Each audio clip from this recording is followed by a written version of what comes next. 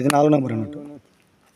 ఇప్పుడు 2 నెంబర్ అది ఉంది కదా, ఆ రెండు దగ్గర బాగుంది అంటే 2 దగ్గర డ్రిల్ చేసుకోవాలి.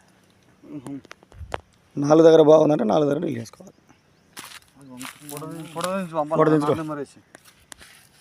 నేను రిపోర్ట్ ఇస్తాను మీకు.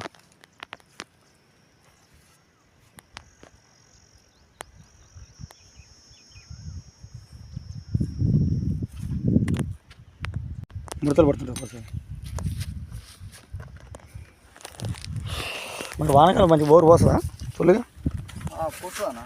ఎంత పడుతుంది ఇప్పుడు? ఎకరాలు అంత పడుతుంది.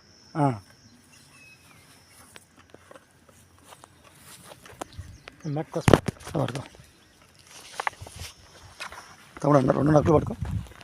సరే ఇప్పుడు బోర్ నడచలేదా మరి? కొన్ని వస్తుంది. వానకాలం వస్తే మంచిగా వస్తుంది.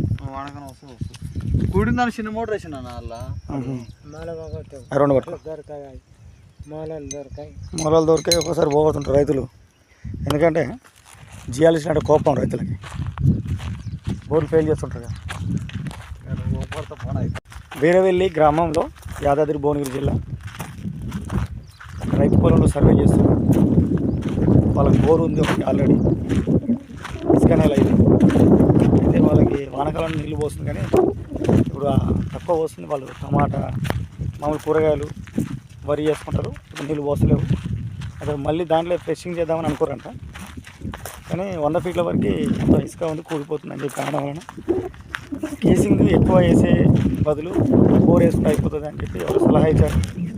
అందువల్ల మళ్ళీ మమ్మల్ని ఇన్వైట్ చేయడం జరిగింది. ఎందుకంటే వీరవెల్లి గ్రామంలో నేను 1 ఇయర్ సంవత్సర కాలంలో ఒక 4-5 బోర్లు వేయించా, మంచి సక్సెస్ అయినాయి. అందువల్ల నాకు ఇది ఆఫర్ ఇచ్చారు.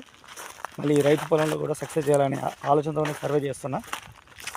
మీరు కూడా మీ భూముల్లో సర్వే చేయించుకోవాలి అనుకుంటే గుడ్డిగా వేసుకోకుండా, ఒక్కోసారి బోర్లు ఫెయిల్ అవుతున్నాయి. ఎందుకు ఫెయిల్ అవుతుంటాయి అంటే అది నేను రావడం వల్ల ఫెయిల్ కావడం కాదు, ఆ భూమి లోపల అక్యుపర్ జోన్స్ అనేవి కరెక్ట్ లేకపోవడం వలన తక్కువ లోతులో కానీ ఎక్కువ లోతులో కానీ డ్రై ఫ్రాక్చర్స్ ఉండడం వలన వాటర్ రాకుండా ఉండే అవకాశం ఉంటుంది.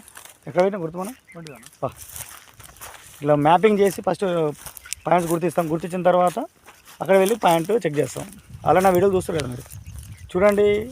నచ్చితే లైక్ చేయండి, నచ్చకుంటే డిస్లైక్ చేయండి, సబ్స్క్రైబ్ చేయండి.